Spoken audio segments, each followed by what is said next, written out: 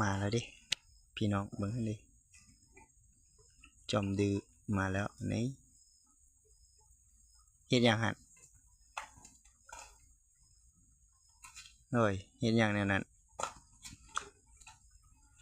มานี่มึงดูพี่เ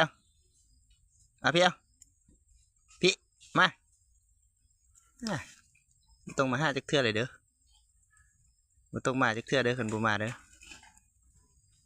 มาพี่เบี้ย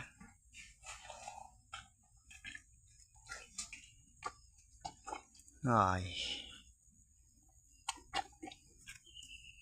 เบื้องนี้ฮั่นอันเห็นนี่เป็นเหล็กเนาะใส่มาแต่ตอนโอ้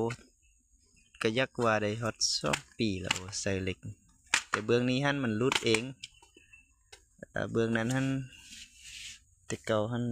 ใส่มาเพราะว่ามันมีคู่อยู่นำแล้วมันยกกันแล้วมันตัวนึงบ่มีงาตัวนึงมีงามันงาแท่งกันเราเบื้องนี้ฮั่นพยายามเอาออกแล้วแต่เอาออกบ่ได้มันแน่นมันติดแน่นเบื้องนี้ฮั่นหลุดเองเบื้องอยากลิ้นน้ำละตีเบื้องนี้นะเอา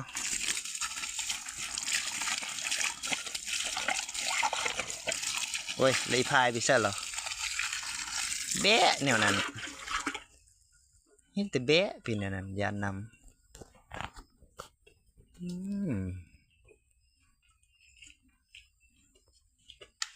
นั่นน่ะเข้ากล่องเอาก้นหั่นมาเข้าเพิ่นก็ยักเบิ่งหน้าเบิ่งตาเพิ่นยักเบิ่งก้นไปแล้วเอ้า ตอนน่าหักก็มีเด้ตอนเพิ่นน่าหักก็เป็นเสียวบ่ดื้อบ่สนนั่นแหละตอนน่าหักก็เอาน้ำมาเข้ากองสิละวะ